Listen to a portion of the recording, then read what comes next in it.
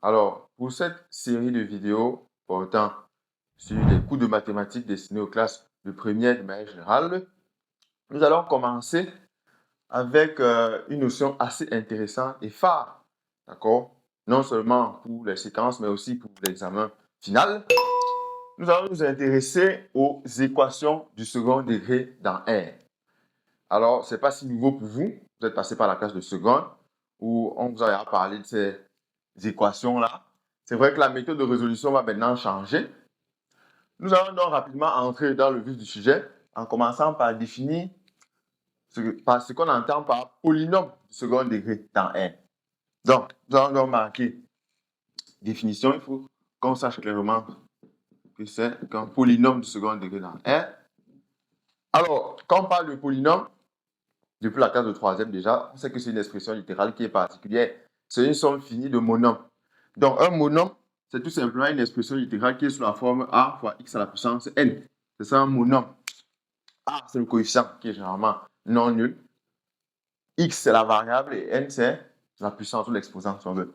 Donc, qu'est-ce qu'on entend donc par polynôme du second degré? On va tout simplement dire qu'un polynôme du second degré dans R, ce qu'on appelle aussi trinôme du second degré dans R, on va comprendre pourquoi on dit tri. Donc, un polynôme du second degré dans R est une expression littérale de la forme. Donc, quelle est la forme? Ax carré plus bx plus c. Mais il y a quelques conditions où a, b, c, dont les coefficients sont en fait des réels. Mais il y a une condition particulière sur a pour qu'on ait effectivement un polynôme du second degré, c'est que a doit être différent de 0. Parce que si a ici est égal à 0, vous voyez, on n'a plus forcément un polynôme du second degré. Donc là, c'est la définition de polynôme du second degré. Ça se comprend bien. On peut donc prendre quelques exemples rapidement. Donc, là, tellement d'exemples. Donc, on peut par exemple citer x carré moins 1, d'accord? 2x carré plus x, 3x carré moins x plus 5, par exemple. Donc, vous voyez des situations. Par exemple, ici, le coefficient a égale à 1, le coefficient b égale à 0, puisqu'il n'y a pas x, le coefficient c égale à moins 1. Ici, a égale à 2, b égale à 1, c égale à 0. A égale à 3, b égale à moins 1, c égale à 5, tout simplement. Donc, là, on a un polynôme du second degré dans R. A, B, C représentent les coefficients et X représente la variable. Donc, voilà pour ce qui est ce que c'est qu'un polynôme du second degré dans R. Maintenant, qu'est-ce qu'on entend par équation du second degré dans R? C'est tout simplement une équation associée à un polynôme du second degré dans R. Donc, là, c'est une autre définition directement liée même à l'intitulé de la vidéo. Donc, c'est quoi donc une équation du second degré dans R? Donc, une équation du second degré dans R est une équation de la forme. Donc, comme j'ai dit, c'est une équation associée à un tel polynôme, donc de la forme ax carré plus bx plus c égale à 0. Donc, quand on parle d'une équation, c'est une égalité entre deux membres. Donc, les conditions restent les mêmes. Donc, on a a, b, c, les coefficients réels donnés. Il ne faut pas oublier, il faut que a soit bien différent de 0. Donc, quand on parle d'une équation du second degré dans R, comme je l'ai dit, ce n'est pas assez nouveau pour vous en classe de première. Vous avez à rencontrer ça en classe de seconde. Ce qui va donc directement nous amener à un rappel que vous êtes censé maîtriser, d'accord? La forme canonique d'un trinôme du second degré. Vous comprenez bien pourquoi on parle d'un trinôme. Parce que là, on a la somme de 3 monômes, trinômes. Donc, tri, ça renvoie à 3. C'est vrai que parfois, on peut avoir B, C nul, donc, mais ça reste un trinôme. Alors, quand on a une équation, ça veut dire qu'on a une égalité entre deux membres comme ça. L'objectif, c'est de résoudre l'équation. Ça veut dire de déterminer, lorsqu'elles existent, les valeurs possibles de la variable, de x, de l'inconnu. En classe de seconde, on nous a présenté la forme canonique. Donc, nous allons commencer par faire ce rappel-là. Donc, nous allons donc marquer rappel ici. Nous allons rappeler la notion de forme canonique d'un trinôme de second degré. Donc, forme canonique d'un trinôme du second degré. Ça sera ax carré plus bx plus c. Bon, avec a différent 0. Alors là, je vais directement mettre la formule. Mais nous allons essayer de comprendre comment on fait pour l'établir. Donc, je vais d'abord mentionner la formule et nous allons l'établir juste à la suite. Donc, ce que vous devez savoir, c'est que quand j'ai donc un trinôme comme ça, ax carré plus bx plus c, c'est tout simplement a facteur de x plus b sur 2a au carré moins b carré moins 4ac sur 4a carré. Donc, voilà la forme canonique de ce trinôme. Alors, généralement, il y a beaucoup qui se posent la question de savoir parce que en seconde, on vous donne juste la formule, mais nous allons essayer de rapidement voir comment on fait pour l'obtenir. Donc, nous allons devoir effacer ici.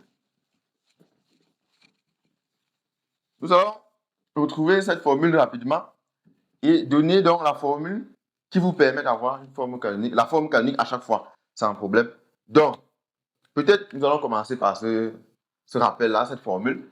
Ce que vous devez savoir, c'est que quand j'ai une expression littérale, par exemple x carré plus alpha x, d'accord? Quand j'ai une expression littérale de cette forme-ci, pour avoir la forme canonique, qu'est-ce que je fais? Ça donne x plus le coefficient qui est ici, donc alpha divisé par 2, le tout au carré, moins le carré de cette moitié-ci. Donc, moins alpha sur 2 au carré. Donc, à chaque fois, quand j'ai une expression littérale comme ça, je peux affirmer ceci. Donc, ça donne tout simplement x plus alpha sur 2 au carré moins alpha carré sur 4. Où alpha ici, c'est un coefficient réel qui ne dépend pas de x parce que x ici, c'est la variable. Donc, voici la formule phare qu'on va généralement utiliser quand on parle de forme canonique. Donc, si vous la maîtrisez, vous allez rapidement retrouver ça. Alors ici, c'est le cas où c'est plus. Donc, si on met moins, ici, ça devient moins. Mais ici, le moins ne change pas. Donc, si j'ai x carré moins alpha x, ça va me donner x moins alpha sur 2 au carré moins alpha carré sur 4. Donc, le moins, si j'ai moins ici, j'ai moins ici. Mais le moins ici ne change pas. Vous voyez bien que ici, on a plus, mais on n'a pas plus ici. Donc, ce moins ici ne change pas. Et bon, rapidement, vous pouvez vous amuser à bien voir que ça marche. Donc, puisque là, c'est a carré moins b carré. Si vous factorisez, vous allez retrouver ça. Donc là, c'est important. Maintenant, on va rapidement voir comment retrouver ça. Si je prends donc ax carré plus bx plus c, rapidement, puisque je vais avoir un truc comme ceci, il me faut avoir un polynôme unitaire. Ça veut dire que le coefficient dominant est égal à 1. Donc, il me faut mettre a en facteur. Donc, à chaque fois, quand ce coefficient n'est pas égal à 1, donc lorsque a n'est pas forcément égal à 1, je dois d'abord mettre a en facteur. Quand je mets donc a en facteur, là, il va rester x carré plus b sur a. Donc, on peut bien diviser puisque a ici est non nul. X, il ne faut pas oublier, c sur a. Ça donne ça. Une fois que j'ai donc ça, vous voyez qu'ici, x carré plus b sur a, x, c'est bien cette forme-ci, avec alpha égale à b sur a. On peut donc appliquer la formule, ça va donc donner a facteur de x plus b sur 2a au carré, puisque quand on divise b sur a par 2, ça donne ça, moins ceci au carré, donc ça va donc donner b carré moins 4a carré, plus c sur a qui est déjà là, il ne faut pas oublier. Et ici, on a donc deux fractions. Il faut donc réduire au même dénominateur. Ici, j'ai 4a carré. Qu'est-ce qu'il me faut ici pour avoir 4a carré? Je multiplie le numérateur et le dénominateur par 4a. Ça va donc donner a facteur de x plus b sur 2a au carré, moins b carré sur 4a carré, plus 4ac sur 4a carré. Donc là, on n'a rien changé. On a fait multiplier le numérateur et le dénominateur par 4a pour avoir le même dénominateur ici. Quand on a donc ça, c'est pratiquement terminé.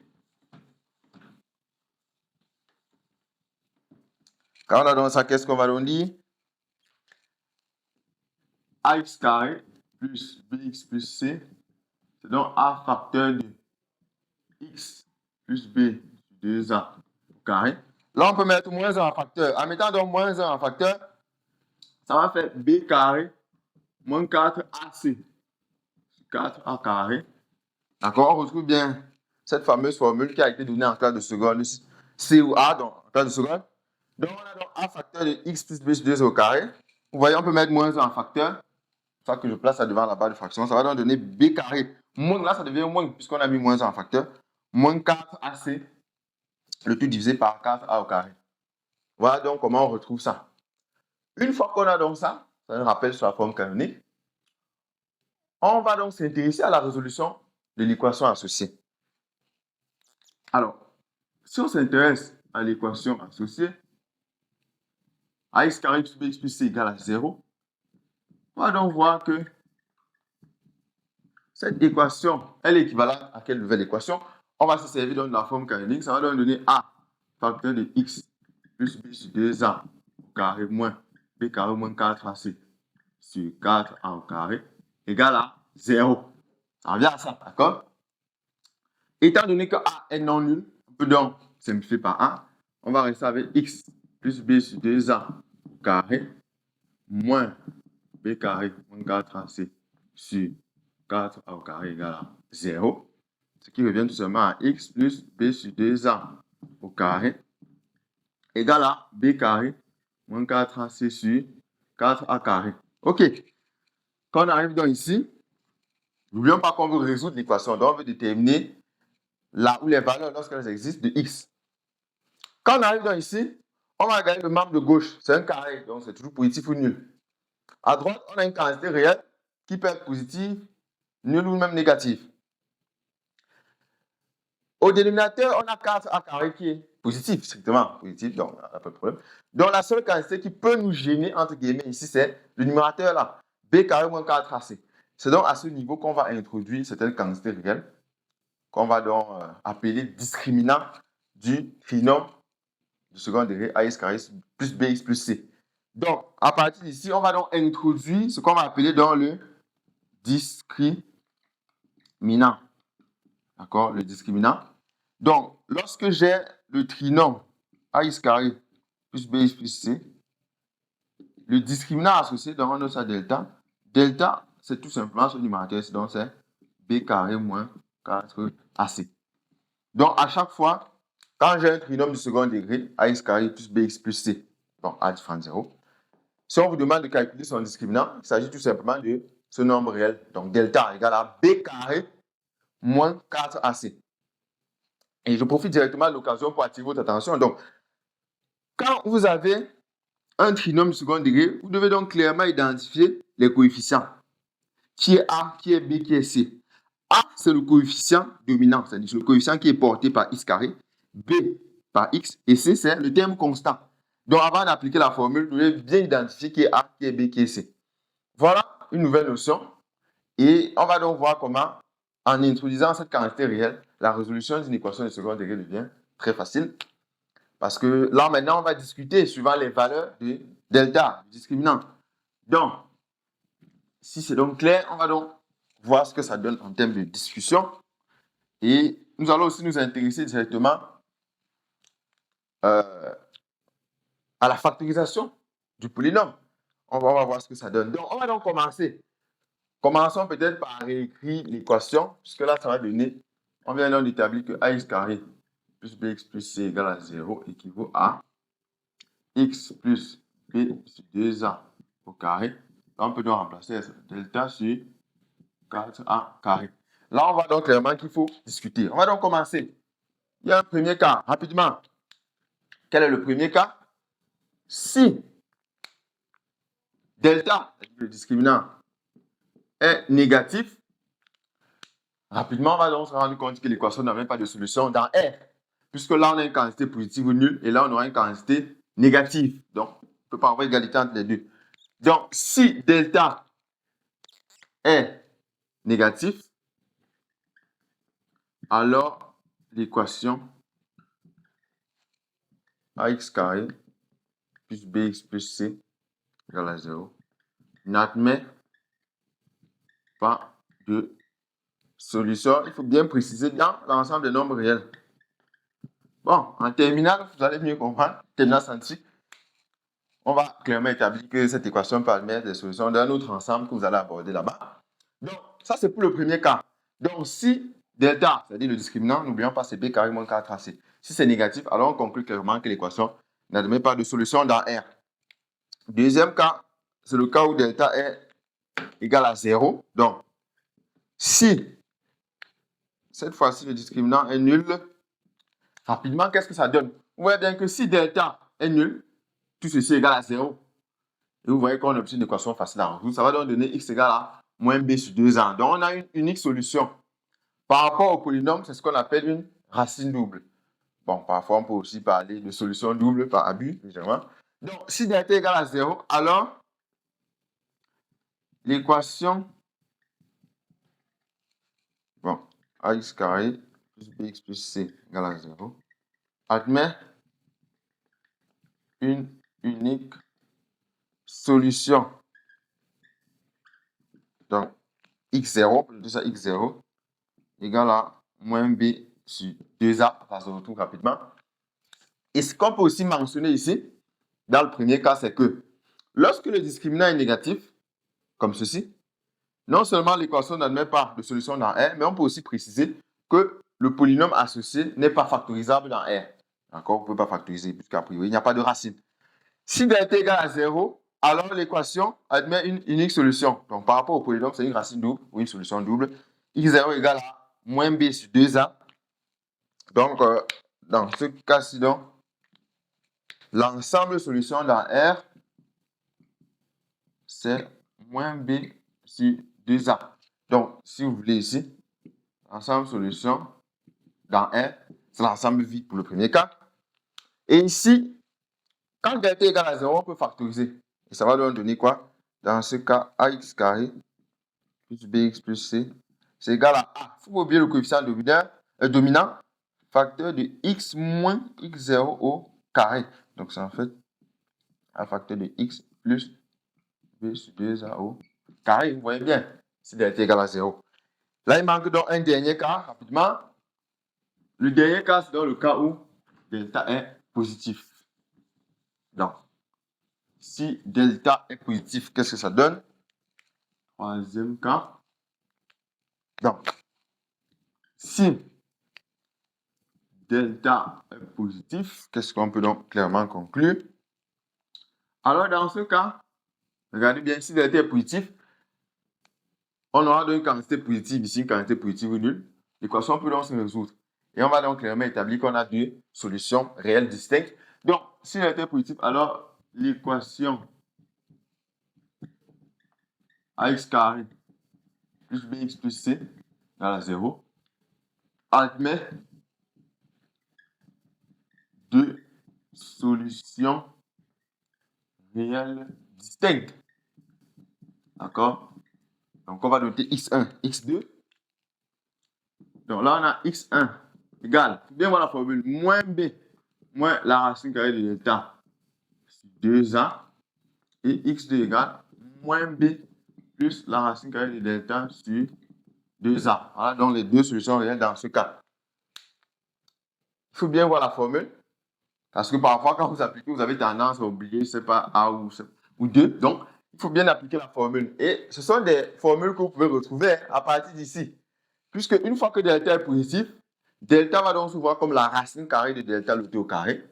Et on sait que lorsqu'on a lorsqu'on a u carré égale à v carré, c'est équivalent à dire que u égale à v ou u égale à moins v. Et vous allez retrouver ces deux valeurs pour x. Donc, ça se retrouve rapidement. Donc, voilà généralement comment vous allez procéder pour résoudre une équation du second degré dans R. Donc, de la forme ax carré plus bx plus c égale à 0.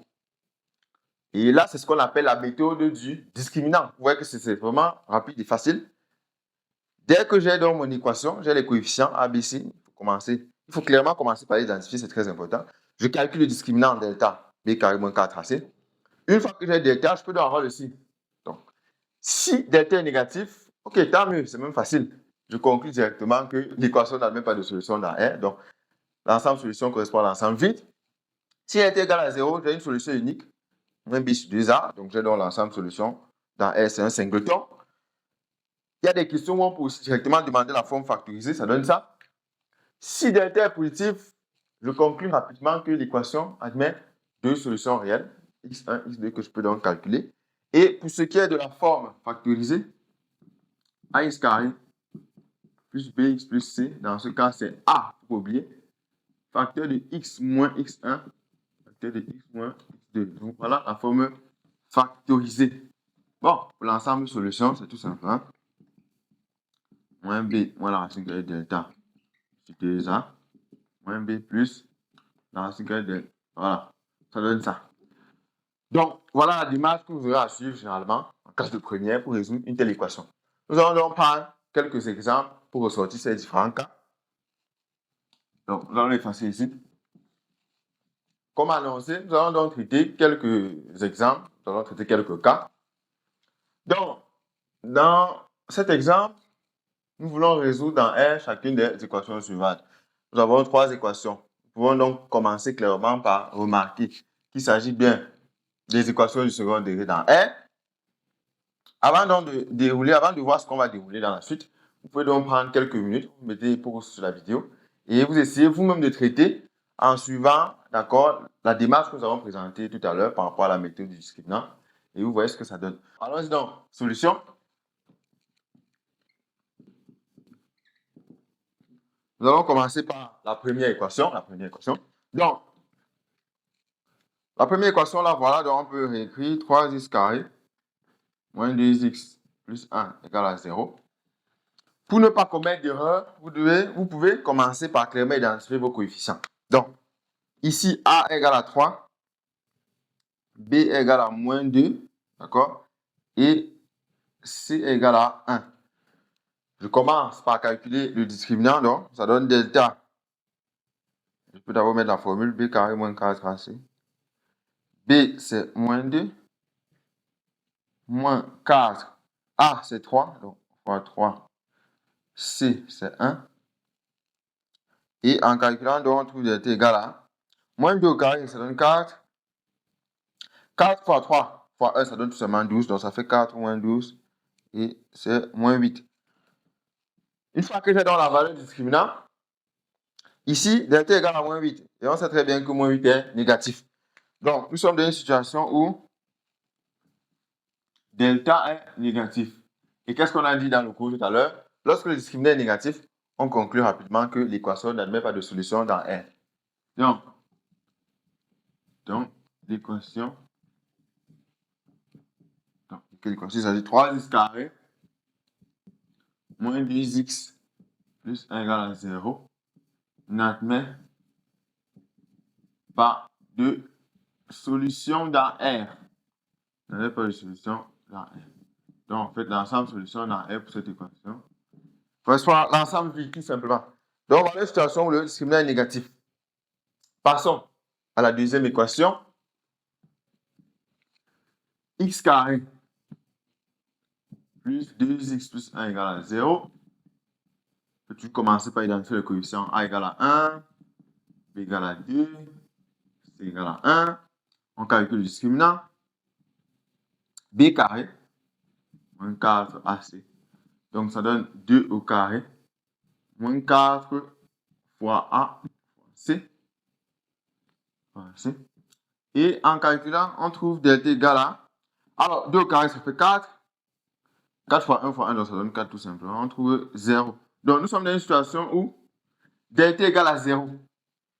Et qu'est-ce qu'on a dit dans le cours? Lorsque le discriminant est nul, l'équation admet une unique solution qui est en fait égale à moins b sur 2a. Donc, on dit dans ce cas,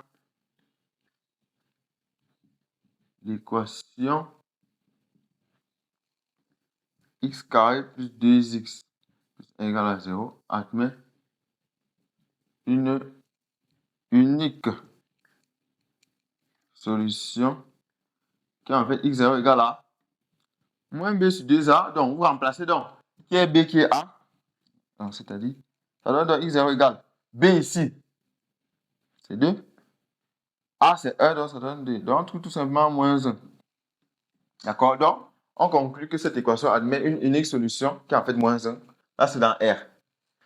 Alors, Rapidement, pour attirer votre attention ici, donc vous pouvez dire, bon, on peut d'abord écrire ça, l'ensemble solution dans R, donc c'est le singleton moins 1. Là, c'est ce qu'on appelle, c'est en fait une racine double pour ce polynôme. Par curiosité, pour aussi remarquer qu'on aurait pu retrouver ce résultat rapidement, hein, pour quelqu'un qui se souvient des identités remarquables dans R, là, c'est en fait une identité remarquable, hein, x carré plus 2x plus 1, c'est tout simplement x plus 1 le tout au carré, d'accord? Et si vous remarquez donc que ceci est égal à x plus 1 le tout au carré, la résolution devient facile. Donc là, c'est pour qu'on voit bien qu'à partir de la méthode du discriminant, on retrouve les mêmes résultats en fait. Donc, nous allons donc traiter le dernier cas.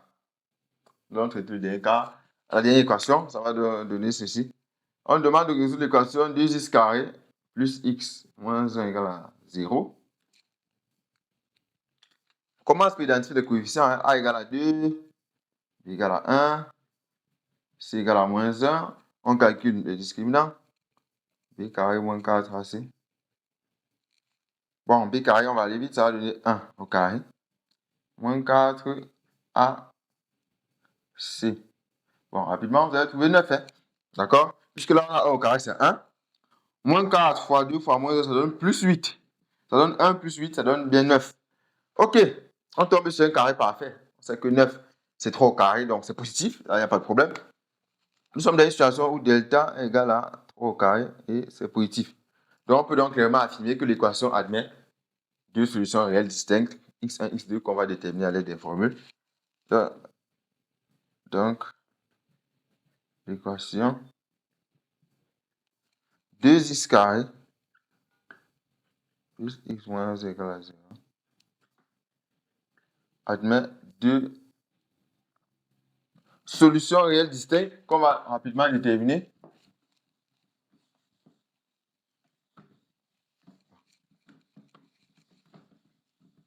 Donc, on peut d'abord clairement conclure que l'équation 2x carré plus x moins 1 égale à 0 admet deux solutions réelles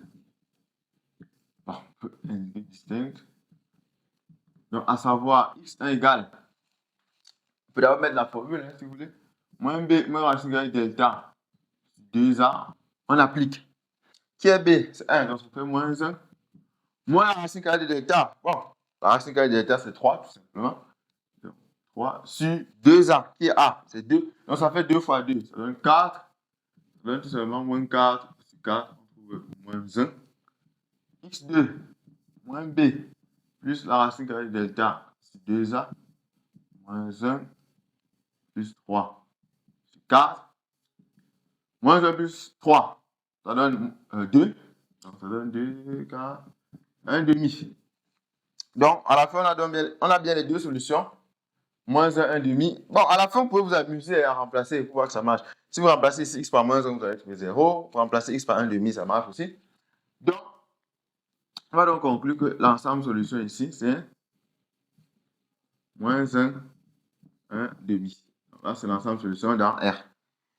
Et si on demande par exemple une factorisation, la forme factorisée de ce polynôme, 2x carré plus x moins 1, on va tout simplement remarquer que c'est 2, il ne faut pas oublier le coefficient de 1. Facteur de x moins, donc ça devient plus, moins 1 demi. D'accord, voilà pour la forme factorisée. Donc, nous avons pris 3 cas. Le cas où le discriminant est négatif, le cas où le discriminant est nul et le cas où le discriminant est positif. Nous sommes tombés sur un carré parfait. Mais ce que vous devez savoir, c'est qu'il y a des situations où vous n'aurez pas forcément un carré parfait ici. Vous pouvez calculer delta, vous trouvez 13, vous trouvez 21. Ça ne devrait pas vous poser de problème, puisque la notion de racine carrée, d'accord, a été abordée en classe de troisième. Donc, vous devez savoir comment manipuler tout ça. Donc, nous avons pris des exemples simples. C'est certainement dans le cadre des vidéos destinées aux exercices que nous allons donc traiter des cas un peu plus techniques, on va le dire comme ça. Donc, en espérant que le cours a été bien présenté, que vous avez retenu, on peut donc faire un récapitulatif rapide. À chaque fois, quand vous avez une équation du second degré dans R, donc de la forme ax carré plus bx plus c égale à 0, avec a différence 0, vous identifiez clairement les trois coefficients a, b, c. Vous calculez le discriminant associé, delta, qui est en fait égal à b carré moins 4ac. Et en fonction de la valeur de delta, vous avez la conclusion. Donc, si delta est négatif, l'équation n'avait pas de solution dans R. Si delta égale à 0, on a une solution unique. Si delta est positif, on a deux solutions distinctes. Et il faut donc bien appliquer les formules afin de retrouver les bonnes valeurs. Et pour la forme factorisée, à chaque fois, vous avez ici le résultat. Donc, en espérant que tout a été clair, je vous donne rendez-vous dans une prochaine vidéo. Prochaine vidéo qui portera sur les inéquations du second degré dans R.